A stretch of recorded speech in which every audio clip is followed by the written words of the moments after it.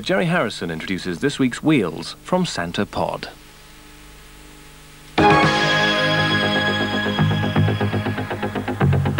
Wheels, in association with Anglia Ford dealers.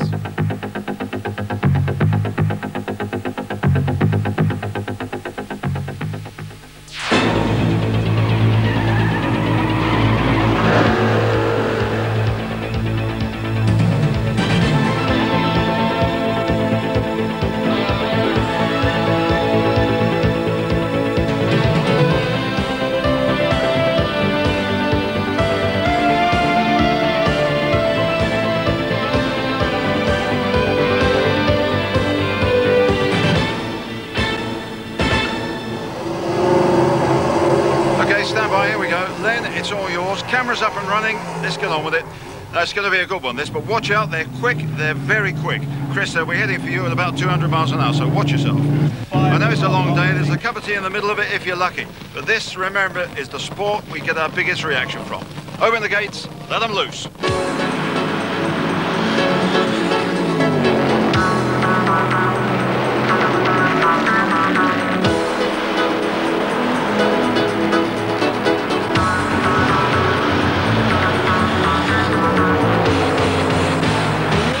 Cannonball at Santa Pod, the competition between two types of funny car, nitro-powered top fuel and methanol-powered top alcohol. Fuel cars are faster but erratic, alcohol cars more consistent. This is the story of the 1993 Cannonball Run. The story of the American star, the Norwegian surprise, the British champion, Sweden's #1, and the hired gun. There's drama and records, and we're off.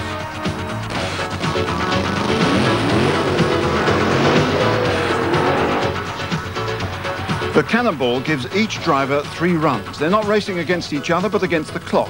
The aggregate times of those 3 runs will produce 2 finalists. Then those 2 go head-to-head in a straight race. But first of all, let's meet the star turn here.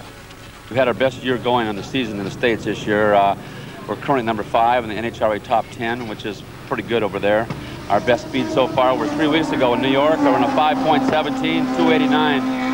And the car's running real well, and we've always had trouble here at the pod, and we enjoy the people so much. We come back, keep trying. So this time I flew my engine out of my car and all my clutch management systems stateside over here. So hopefully with beautiful weather here, the first time in 10 years, we got to do real well. So I'm looking to have a real good race, and all the guys here, this is going to be the best race they've had here in a long time. This is the run that all the British fans have come to see here. American Tom Hoover, Maple Grove, Minnesota, his hometown, here to do battle in the Cannonball. This is a practice run for him. This is going to tell the British racers what they're up against. The British and European racers, all eyes fixed on this Pontiac Trans Am. This is just a practice run as he comes up to the line. Here he goes, the Pioneer-sponsored car, and this seems a tremendous run for Tom Hoover, right away through there. Let's have a look at the time for Hoover. An incredible 5.78, 201 miles an hour. He shut off before the finish line. That's got to be the making of a quickest ever run. But there's lots of smoke coming out of Tom Hoover's car. Well, I wonder what that all means. In fact, he's blown his engine, the engine he'd brought from the States, some 10,000 pounds worth of machinery. But worse still, from Tom Hoover's point of view, he was out of the Cannonball before it had started. But they were going to work all night to rebuild the car anyway. Well, that was a shock. This was a surprise. Liv Berstad in a funny car, normally driven by Rune Field, the top fuel specialist from Norway. What was going on? I don't know, everybody telling me how scary it is. Of course I'm a little bit nervous, and we'll see.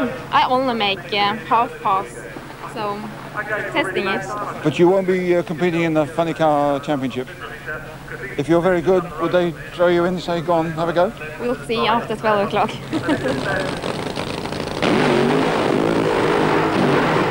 Oh, look at that sideways there. That's Liv Berstad going right out of shape there. Her first ever burnout in a funny car. This is the surprise of this 1993 Cannonball.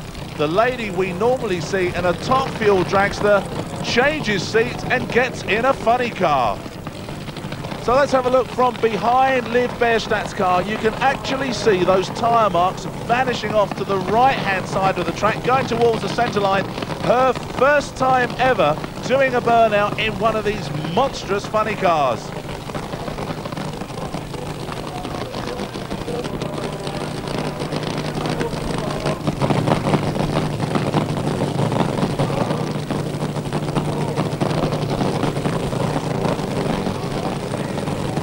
Well, I don't know how Livy Bierstadt is feeling just at this point in time. Nervous, I would think. She doesn't know how the car is going to react.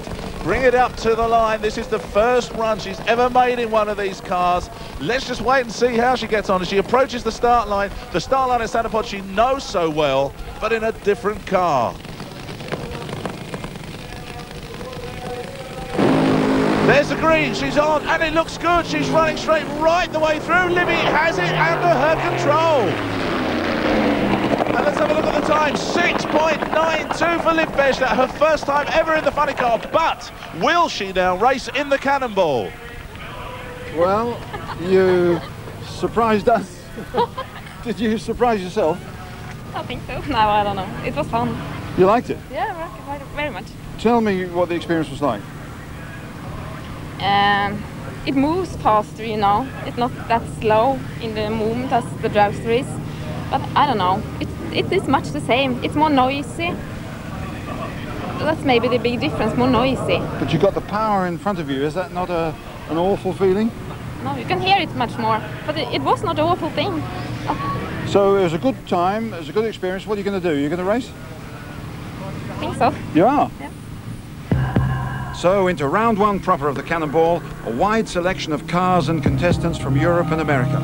But without the American star Tom Hoover, who we did expect to see, and with the Norwegian star, who we didn't expect to see. The first of 3 runs, with local names like Clive Michel of Northampton, putting down a useful time in the low 7s. With Corey Lee from America in a fuel car, and Leif Helander from Sweden in an alcohol car, also producing competitive performances, particularly from Helander.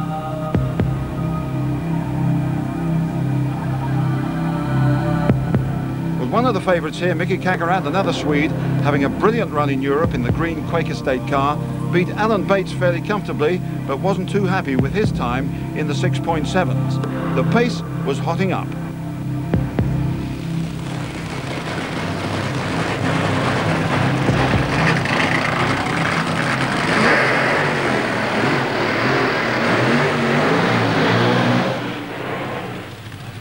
The 2 old protagonists side by side here. Left-hand lane, the Showtime Trans Am of British man John Spufford, last year's champion. And the other Budweiser car in the opposing lane, Harlan Thompson. Now, they've both been out here today. They've had a little half pass, a practice run. They both ran in the 8s on that practice run. Both of the crew chiefs expressed their sheer delight with the way cars performed over that first 8th mile. They then shut the motors off, pulled out the parachutes, but now they're coming out for the real thing. They're looking for times. Both of these cars can run down into the 5-second bracket. This is what we're expecting from them. And to maintain their consistency with the alcohol cars, they have got to put in a pair of good runs in the 5-second bracket at least. So Spufford in Showtime. Harlan Thompson, the American from New Jersey, in the Bud car. Here we go, up to the start line and away together. It's Spufford away first and really driving so hard in that right-hand lane. And it's a 5.93, plays a 5.80. Well, it's all about times here in the Cannonball, and that is the quickest time. He didn't get to the top end first. That doesn't matter for Harlan Thompson. Spuff recollects a 5.93. Harlan Thompson goes to the number 1, the quickest man, with a 5.80.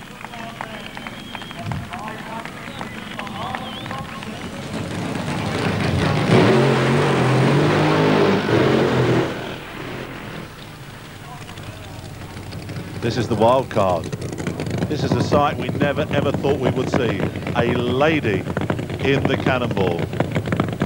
Norwegian Liv Berstad agreed to drive Runefield's Trans Am, and this is phenomenal. The lady, having sat in the car for the first time only today, already seems to have a handle on it. She's been out there putting one half pass, which, as always with Liv, looked totally arrow straight and well controlled.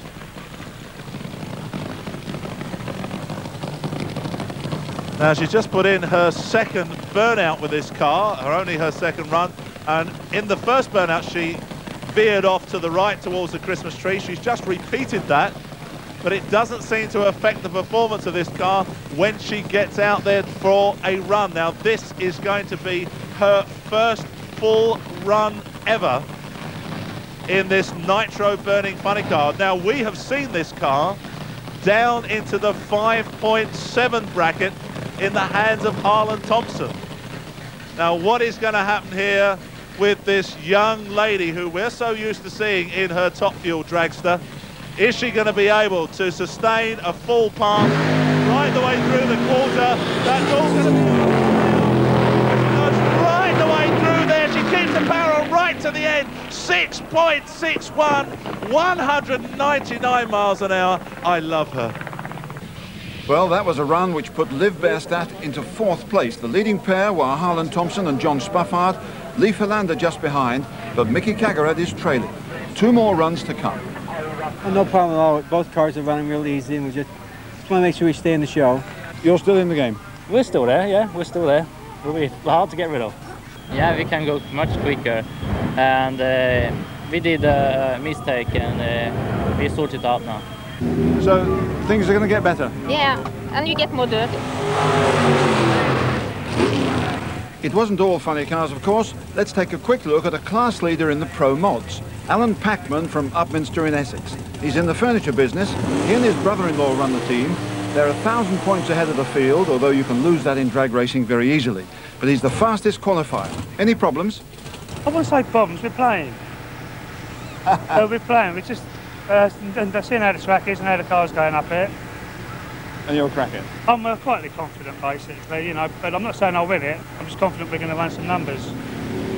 And run some numbers, Alan Packman certainly did. A solo run here in the last 8, 7.28, 192 miles an hour, looking good.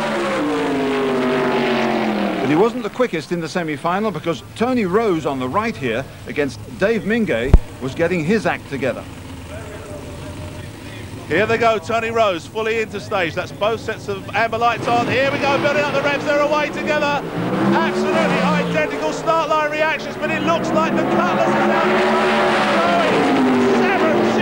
7.05. That's a real quick run. The quickest I think we've ever seen here at Santa Pod in Pro Mod. 7.01. Subject to confirmation. 197 miles per hour. Alan Packman's semi-final was against Mick Chitty from Birmingham, who surprisingly had beaten Andy Robinson in the quarterfinals. But he's very much the outsider here. Mick Chitty moves into stage. There's Packman, they build up the revs, away together. They just look at that Granada, drawing away almost. It's 7.30 and a huge amount of smoke coming out of Mick Chitty's car. Well, I wonder whether that means that yet another engine on this hot Cannonball weekend has let go. But a win time of 7.30 for Alan Packman. So it's Alan Packman versus Tony Rose in the final, and some very strange things happened there, and we'll see that later on. Next, it's back to the Cannonball. For Tom Hoover, the show goes on. Keith Hewan will be looking at the race behind the scenes. That's after the break.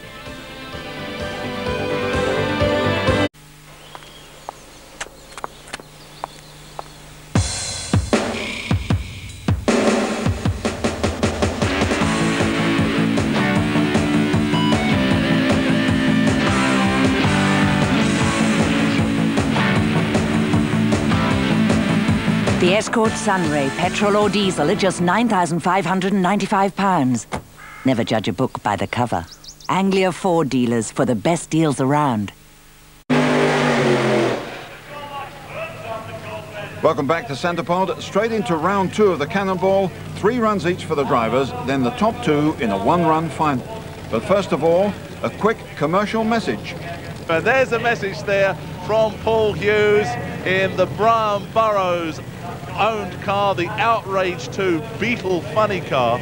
Now this little car is 4 cylinders only, 2.8 litre, it's turbocharged, runs on methanol, and yesterday came out during qualifying and ran an 8.2. Now if he runs that again today, that will be a new European record for a 4-cylinder car. So that's what they're really trying to do with that. In the opposing lane, we've got the Corvette funny car of Ken McCormack. Ken McCormack, very much a rookie driver here this year in this ex-Nobby Hills Hound Dog car, but he was out number 9 man after that first run with a time of 8.142. So they're looking on bringing up those times a little bit. Don't forget, this little Beetle is looking for a run within 1% of 8.2 for a new European record. There's a green. McCormack away first, but the Beetle charging fast. Now we're going to watch the figures that flies along the Beetle. 8.12. He goes even quicker, 160 miles per hour. Read this song.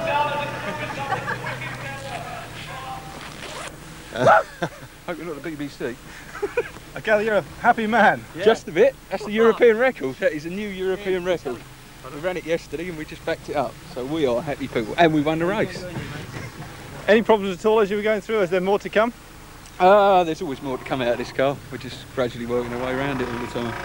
We're very pleased with that. Since we've only got 4 cylinders, they've got 8. Next, it was the German Peter Cruz, who was the 8th fastest in the first round with a 7.55 run, against Mick Gledo, who was the 12th at 9.9. It was essential that they both put in quick runs here, or they'd be out of the running. Mick Gledo was left at the start, but Peter Cruz raced away for a 6.67 run at 198 miles an hour. Next, it was Clive Michel and Alan Bates. Clive in 7th position after the first run, Alan in 9th place. So they're both looking for really quick times. These are both nitro burning funny cars away together. Now we're looking for the numbers. I mean, it is though Clive Michel has broken. They both seem to have clicked off going towards the top end. And we're getting slow times from both of those, possibly both of them running into problems.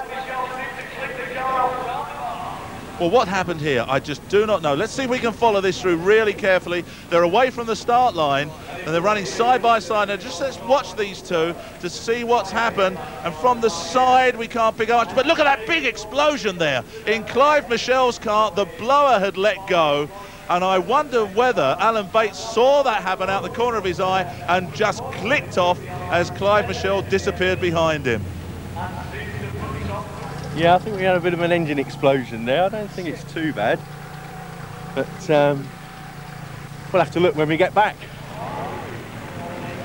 Well, this is the Budweiser team coming out here together for the second round, and Harlan Thompson and Corey Lee, and nearest in the left-hand lane now is Harlan Thompson. Now he was our number 1 runner after the first round of the Cannonball with an incredible 5.80, and the man on a learning curve in the opposing lane, again in a Dodge Daytona, very difficult to tell them apart, is American Corey Lee. Corey Lee ran into number 5 spot with a 6.67. Now this is a big undertaking here. The Budweiser team putting both the cars out at work, so all the crew teams out there working together, and they're away together. Corey Lee doesn't promise, he keeps going, but it's Harlan right the way through. 9.84, 235 miles per hour. I think Harlan Thompson is going to be unbeatable. We have a little more of an advantage on them right now, but for these cars, you know, they have 4,000 or 5,000 horsepower, and any little thing can happen and put you out of this type of a show. We're running mostly for consistency.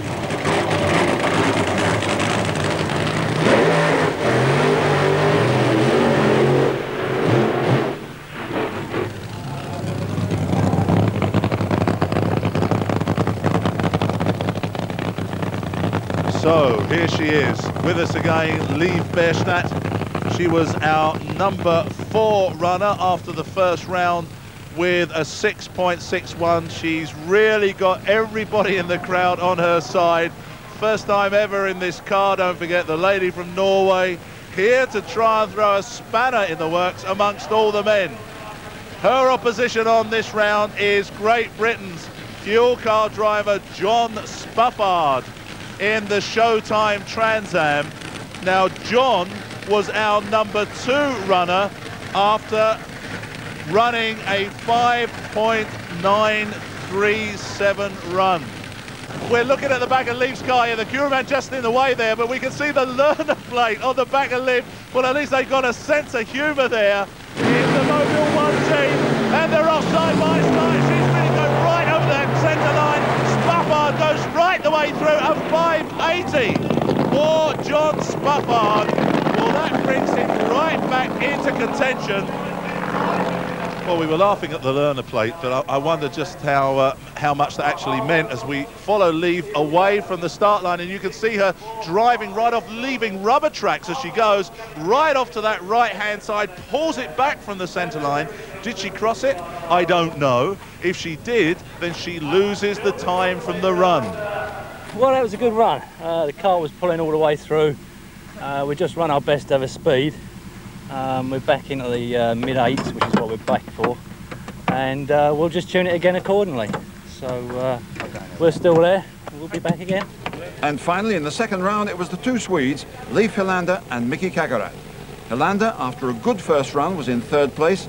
Kagarad, after making a mistake with his clutch setting, was 6th. So as they come up to the line, these 2 alcohol cars from Sweden looking for low 6-second passes.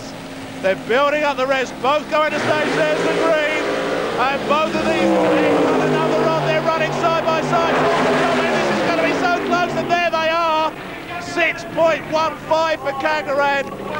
And the overall positions now look like this. Still Harlan Thompson and John Spuffard in the lead, with the 2 Swedes, Helander and Kagarad, in 3rd and 4th places. But it's showtime again now, not competition. Tom Hoover is back after feverish activity by his crew overnight. Unfortunately, Tom is out of the Cannonball proper, but he's coming out to put in a run to see whether his crew have rebuilt the car. Watching avidly on as Tom Hoover moves up to the start line, this man from Maple Grove, Minnesota. Another 5. Look at that, 5.65, 237 miles an hour, the quickest time we've ever seen from a funny car here at Santa Pod. I hope we can come back and even step it up 1 notch. That was a motor we borrowed from one of the English guys, Knut Soderquist here, on loan. If I break it, I buy it, so I got to take it easy. But so far, I think it looks good, and hopefully we can make an exciting race later this afternoon. As you know, in the Cannonball, it's not head-to-head racing until we get to the final stages. It's a sport where every second is decisive, and attention to detail between the runs is absolutely crucial. But of course, it's not just a wipe over with an oily rag. Because of the immense strain on the engines, everything has to be stripped and checked after each run. It's teamwork with specialist responsibilities. Supervised in Harlan Thompson's team by guest crew chief Ron Swearingen from Tennessee, who runs a funny car team in the States who have just set a new speed record of 295 miles an hour. Once the bottom end man, as they call him, has drained the oil, the serious business begins. Tuners like myself can look at the parts and look at the little damage or a lot of damage, and we can kind of know which way to go with the fuel system or the supercharger or the magnetos or something. And it's and then the other 90% of it's routine. The routine: disconnect fuel lines, remove blower and spark plugs, loosen 17 cylinder head bolts, remove the heads completely, remove rocker push rods, undo 21 bolts on the oil pan, drop that, remove 8 conrods, and so on, inspecting every item for damage, and then plan the next run and combination. The first thing I do when I get to the racetrack is I go through the weather. I keep a barometer, I keep an altimeter, I keep a temperature, humidity gauge, and I also have a calculator that calculates all these numbers into one raw number, and I take that raw number and I know how much to tune my engine for that number. And it's an experience kind of thing. It's not a just walk in and buy kind of thing, and that's why some of us are more sought after than others, is some of us have that down a little better than others. I never used to talk to them. What we're going to do is we're going to look into the clutch area, because I think we're slipping the clutch too much early in the race, because we ran very good mile an hour for over here, but our ET, what I think is slower than it should be. I think we should be running 550s and not 580s, and it's not a horsepower problem because this mile an hour is there, so it tells me I have to look at the clutch area. Cannonball round 3, the final runs for the survivors, and the field was beginning to thin out. Harlan Thompson and John Spuffard the leaders, but Leif Hollander has fallen by the wayside. Clive Michel's problems were terminal, and there's a doubt about Corey Lee. And the strain was beginning to tell all through the ranks. Paul Hughes in the VW Beetle outrage car, a European record already, but his day has gone up in smoke.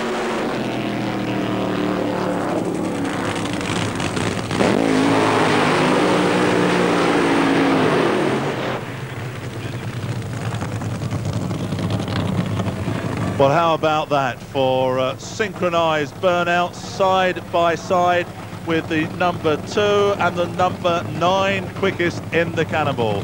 This is Alan Bates, and a big thank you going out to Alan today, to his 2 crewmen, that's John and Frank Chabik, who have worked so hard to get this car on form. They're feeling pretty pleased with themselves this weekend. Just been having a quick word in Alan's ear, and he said that they are going to try and step the power up a little bit. They have run into the 7-second bracket with this car. They've run an 8 and then a 7. They are now looking to run a 6. But all eyes really must be on this man, John Spuffard. At the moment, he has run a pair of 5.8, a 5.8 and a 5.9. And he is sitting in second spot. What he has got, he tells me, is consistency. And I imagine they're looking to really just make themselves comfortable in that number 2 position, because that means they'll be going into the final. And they will be looking to run another 5.8. Now, this is critical for Spuffard. This run determines whether anyone else can catch him. So if there's a problem, if there's a breakage, if he goes up in smoke on the line, then someone else can overtake him.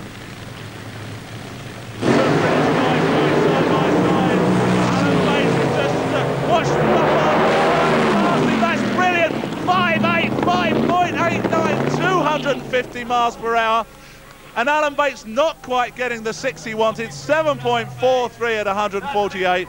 But that looks good to me for John Spuffard, and I'm not certain now whether anybody else can catch him. I think it's okay. We seem to have a little bit of a problem with the clutch. It's got a bit hot, but I think we should be all right. And it looks like it's going to be Harlan Thompson in the final. Well, I don't know who's going to be in the final as long as we're there. That's what we're after.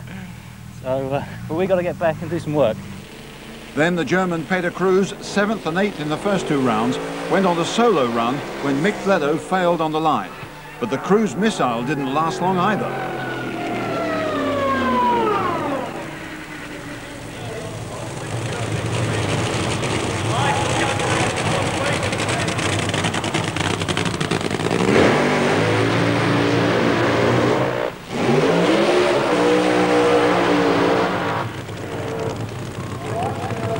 Well, with the format of the Cannonball, really these are the 2 that all the interest is on at the moment. We think that we've seen John Spuffard run quick enough to get himself into the final, but who will he run against? Now, Harlan Thompson, so far on aggregate, has run 11.64.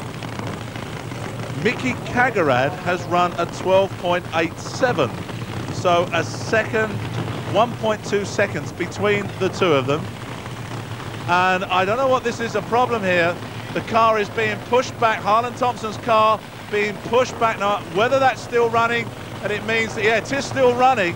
Maybe he's lost the reverser on the Bud car. It's been running so consistently this weekend. Well, I wonder whether Michael Kagarad can see that. because the man in that green Quaker State car, the alcohol car, is out looking for points. He is the consistent man at the moment, along with the Top Fuel cars, and we're riding along with Michael Kagarad in this Quaker State 4 Pro. And I'm just wondering, Harlan Thompson's car is not moving towards that start line. Is it? They're rocking the car. I wonder whether the gearbox has let go on that. They've got problems. It's going to be a one race. Well, this could be the end of it for Harlan Thompson. Michael Kagarad could find himself in the final now. He builds the revs up. Well, what sort of time is he going to put in? Right the way through Kagarad. The smoke at the time, 6.17, 222 miles per hour. And I think that means Michael Kagarad, through default of Harlan Thompson, is in the final. John Spuffard is there already, and it's Michael Kagarad. We ran out of time to get up here, and we rushed it. And I don't think there was any kind of crew malfunction. I think it was a part malfunction. We'll have to go look and see.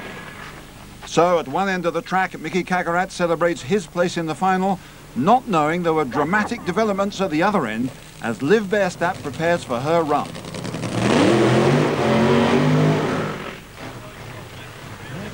Harlan's got a problem. They're looking at it at the moment. If he can get it fixed by the time Liv has done her run, then he is still in. If Liv has done her run and cleared the track and they haven't fixed it, then he will be out of the competition. But Liv Bierstadt is also in trouble. She still has power, but can't find reverse. If she drops out now, Harlan Thompson's reprieve will be cut short. Meanwhile, at the other end of the circuit, Kagarad and crew still think they're in the final, but they aren't yet. Ronnie, have you got time to fix this? We're just going to try something and see if it works. Okay, but you're running out of time. Do you think you can manage it? I know, we need... Get the helmet, somebody. Where's the helmet? Helmet! Helmet! Helmet's in the car. It said John up there. Liv Bierstadt now about to make her run, but she's lost power and her race is over. Harlan Thompson's got to go for it now. It's a last desperate chance. The engine fired, but again, clutch and gear problems. That is their last hope gone. Harlan, how would you sum that up in polite language? Well, I don't know about the polite way, but you know, what can you do? That's racing. I think you've been around racing a long time. I've been around it all my life. It just looks like sometimes you got the world in your palm of your hand and it falls off. It looked like something broke in the clutch. They give you a couple minutes for a second shot. We knew it was broke. We thought, well, maybe a miracle we could jam it and lock it up and make it at least run slow, a 590 or something to get in. And it didn't want to work at all. It wouldn't move the car. So the Cannonball final will be between John Spuffard of Great Britain and Mickey Kagarad of Sweden. That and a few other tales of glory after the break.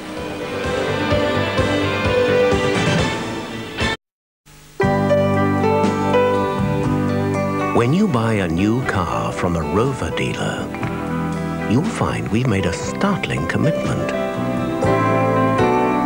If you're not completely satisfied within 30 days or 1,000 miles, we'll replace it or refund the cost. We can't think of any reason why you'd want to. But then again...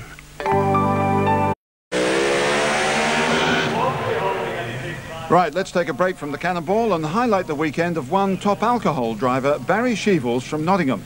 He's struggling, badly needs the points, wretched luck all season, blew an engine the other week at Santa Pod, his truck caught fire recently, and his crew have worked all week to run here. When we looked at the motor, the damage we did at the bug jam, there was no way we were going racing again. And we've managed to get it together, and it's just all down to all the guys, really. By taking time off? Taking time off work. They're all successful businessmen. They've all taken time off work. They've all worked 14, 15 hours. Probably would have earned a fortune if they'd been at work, and they've done it all for nothing, all for the love of the sport. And you just got to take that off to these people. At the end of the day, when I get in this car, all I do is sit here and drive it. They put all the power, and whatever power they can put into the car, I'll use. Well, he's qualified with a 6.4. Is he going to be looking to step up a little bit on that? There's the green. And away we go. All on his own. Barry Sheevels straight as a die.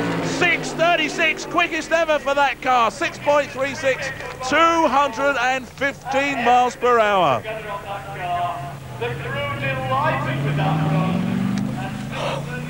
Wow. Barry, 6:36, that's best ever, isn't it? I think so. I'm still knocked out, I tell you. Brilliant, absolutely fantastic. What can I say? I don't know. I don't really know what to say. But Barry was up against some tough opposition this weekend. This is Paul Jackson versus Lindsay Ducar. There's the green. Well, a slow getaway from both.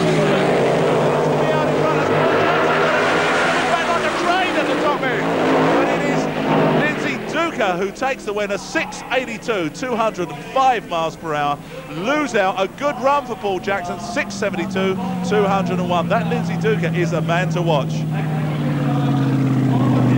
So, as we come up to the line, there's an awful lot going on this one. They really are searching for the points in the championship.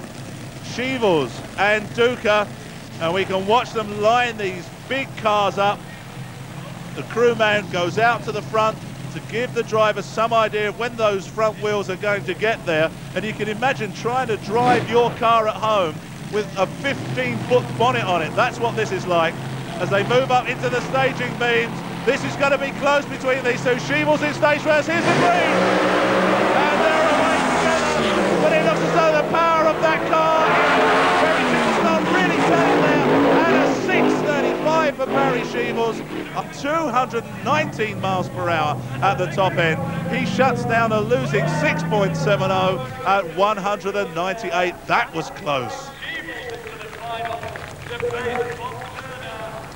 Well then, Barry. Thank you. Rob Turner said he was looking forward to meeting you in the final. Did he? That's what's going to happen. Oh, I hope so. But what was the time? 6:35. Was it? That was? Wow. Well. Yeah. Excuse me. Well, personal best both ends. What can I say? Gets better.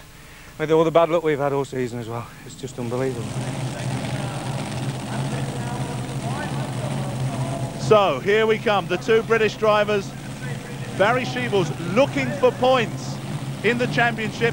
Rob Turner is out in front at the moment. He's the man looking to protect his #1 position.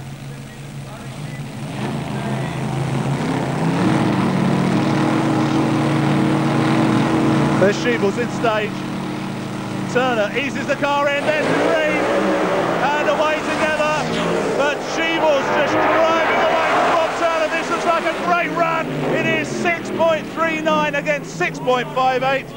Maximum points going to Barry Sheevels. Like, all my birthdays come through at once. It's unbelievable. I just, I mean, I've said this so many times, but it's the lads, and obviously, like, all my sponsors were here today, and I just feel fantastic, really good. I mean, I stopped drinking 5 years ago, but tonight I'm having champagne. I brought the bottle with me. I'm tempting fate, but it's there, and we're going to have it.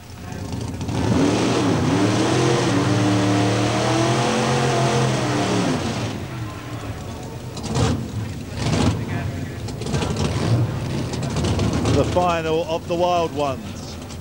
And these are the two quickest cars here this weekend in Pro Modified. Tony Rose and Alan Packman.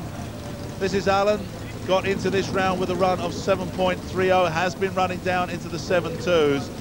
But his opponent from Luton in Bedfordshire, Tony Rose, a man who today has run the quickest ever time seen here at Santa Pod for a Pro Modified car. 7.05 with this newly imported Oldsmobile Cutlass.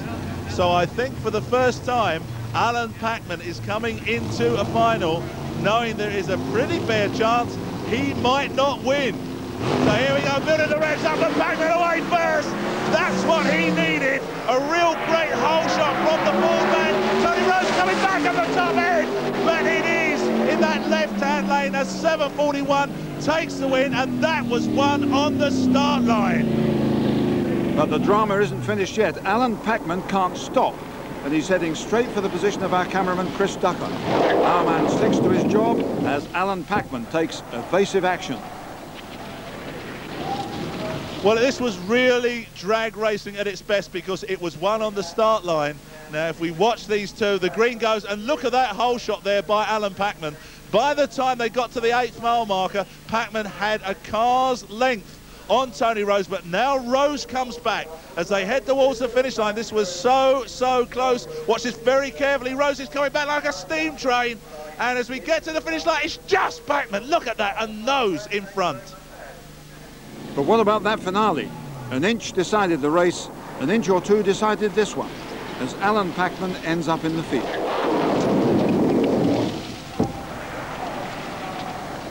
Basically, we had a bit of start line trickery there, which I was working on. But being honest, I put some more power into it, and second, third and fourth, it just rattled his tyres so bad I could hardly see where I was going. Hence, I couldn't find the chute pole, and hence nearly ran off the end of the track. We were worried about our cameraman.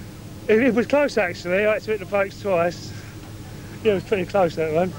Tony, you'd been favourite all along, didn't quite work out in the final. No, in the final it was down to driver experience. Alan's much quicker on the lights than me, and after the last episode where I pulled a red light, I was a bit conservative, and I think we went a bit quicker, but he was there first, and that's what counts.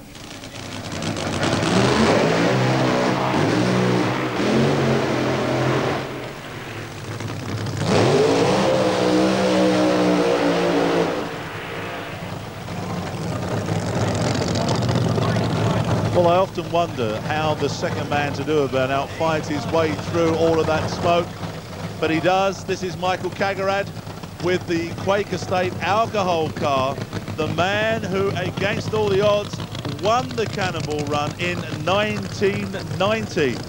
And here he is again in another final, again against a top fuel funny car. And the top fuel funny car is the reigning Cannonball champion. That's John Spuffard. He was the runner-up in 1991 and the winner in 1992. So there's a wealth of experience in these two men. The nitro burning Showtime being brought right back behind the start line. Now he has been running 5.8 all day long, up against Michael Kagarad with that alcohol car, the Ford Probe, who has been running down into the low 60s, 6.1. So, provided nobody has looked at stepping up the power a bit so that they might just light up those rear tyres, overpower the track, the win should go to the British driver, John Spuffard. But this is drag racing. Michael Kagarad is looking for another Cannonball trophy here this weekend. They bring both the cars up to the start line. Here we go. Let's see, this is what it's all been about this weekend, the final of the Cannonball 93. Kagarad, the last one to go in. In the green, Kagarad's away first. It is Michael Kagarad who's away first. Spuffard is chasing. It's Spuffard on the line. Right on the very line. 5.90. Well, Michael Kagarad must have seen that drive by him like a train. Bob, we left that a bit late. Well, you know, we thought we had a little bit in hand, but I must admit John was a little bit slow on the lights there, but like, the power made up for it. We just got through there just about, you know. Good weekend then. I'm tired, you know, we're all tired. The crew's done a fantastic job. John, I mean, just drives the car like nobody else. He's a real natural. I mean, we just hope we can go forward from now on, you know.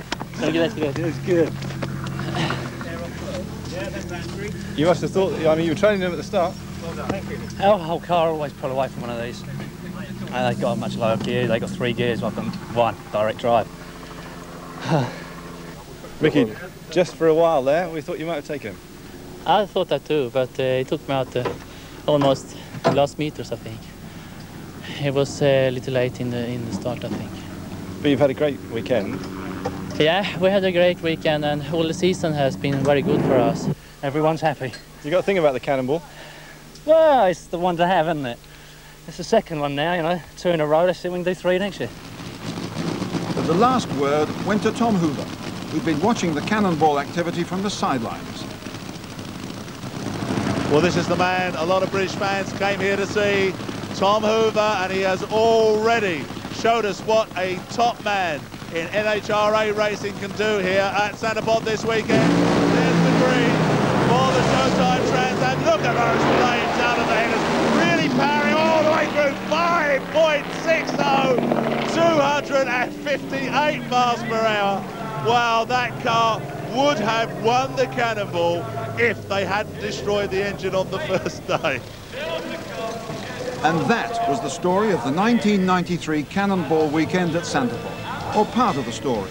There were all sorts of crazy activities taking place in the name of drag racing and entertainment.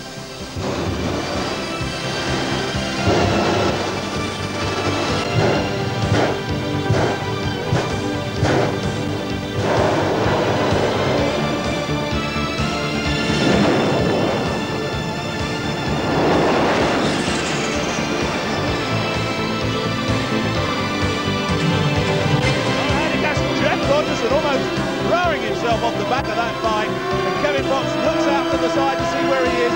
Restricted by 790, Roger jumps back at the top end. That's going to be an automatic win for Chris Isaacs. He is going to be so happy with that one. Up comes the front of that car, and you can see every time he changes gear, the front wheels are lifting up, flying through the water. There it is, 7.28. 192.7 miles per hour from a Ford Granada.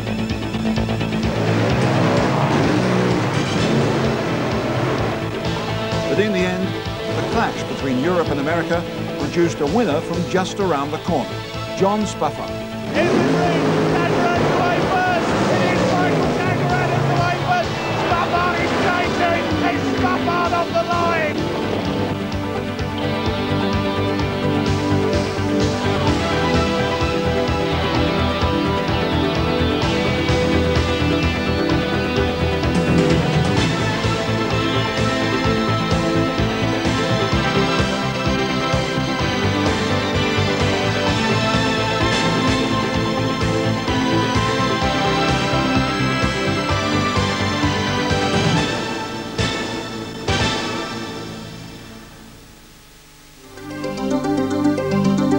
Wheels, for the best in motorsport, in association with Anglia Ford dealers.